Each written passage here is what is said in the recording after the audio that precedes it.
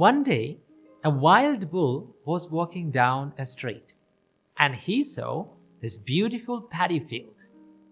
And the bull was thinking, wow, what a beautiful paddy field. I need to eat some paddy.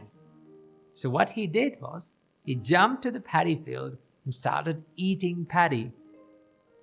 But there was this farmer who was so mindful, watching the paddy field, and he saw the bull was eating paddy.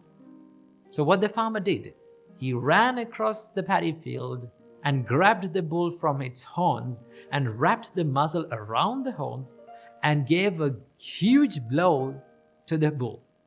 What happened to the bull? The bull was confused. So the bull ran away. But the nature of the bull is that he forgets everything very quickly. And the next day, what happened? The bull was walking down the same street and saw the paddy field, jumped to the paddy field and started eating paddy again. But there was this mindful farmer who was watching the paddy field. He gave a sound beating on that day as well. So this happened for a little while. But there came one day that the bull was thinking, okay, today I don't want to jump into the paddy field. Why? Because I always get beaten up by this guy. So on that day, the bull didn't jump to the paddy field. On that day, the bull was very disciplined when he was near the paddy field. He went and he passed the paddy field without jumping towards it. So the Buddha used this wonderful story and metaphor to give us a beautiful message. The Buddha says, this is the nature of our mind. It's like a wild bull. Forgets everything, runs towards these evil thoughts, and it has no discipline. So the Buddha says how we should discipline, like that mindful farmer. We have to be mindful and watch our thoughts and take control over it. How to take control over our thoughts? So Buddha give us a beautiful way to do that. The Buddha says, whenever your mind runs towards these evil thoughts, what you have to think? You have to think the downside of all these evil thoughts. For an example, if you have hatred in your mind, you have to think, this is not good for myself. This is not good for my physical health. This is not good for my mental health. And this is not good for me as well as others. My hate is not good for me and as well as others. In that way, by considering the downside and the danger of your thoughts, you can stay away from evil thoughts, and also you can discipline your thoughts. But to do every kind of these things, any of these things, we have to have one beautiful quality, and that is the mindfulness. So the Buddha says, watch your mind like a farmer who's watching the paddy field. Right? So without mindfulness, we cannot do any kind of these things. We cannot discipline our mind.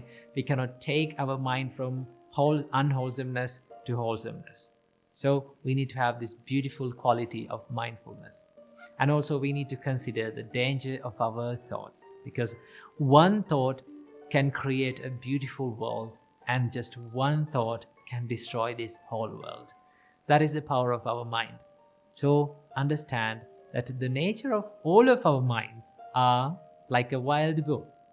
So many people complain when they start meditating, they say, oh, my mind is not busy. My mind is not disciplined. It's always busy. It's running here and there. I'm very scattered brain. Well, at the beginning, we all are like that. When we start meditation, our minds start to run here and there. Only when we start meditating, we realize that how busy our minds are, how scattered our minds are.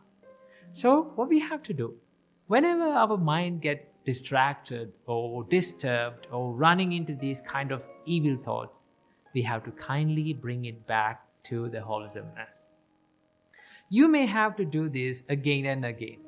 You may have to do it for years, but there will be a day, definitely, there will be a day that your mind becomes disciplined, but only if you keep doing this, right? It's all about the little steps that you take to discipline your mind every single day. And every practice adds up to your life. That is the wonder of this beautiful Buddhist path. Every practice that Buddha teaches us adds up and it always helps to us.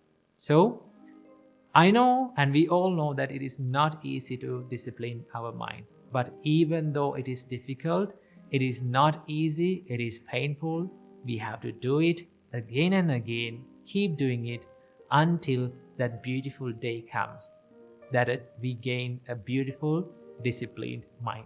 So keep practicing disciplining our mind and be happy. Namo Buddhaya.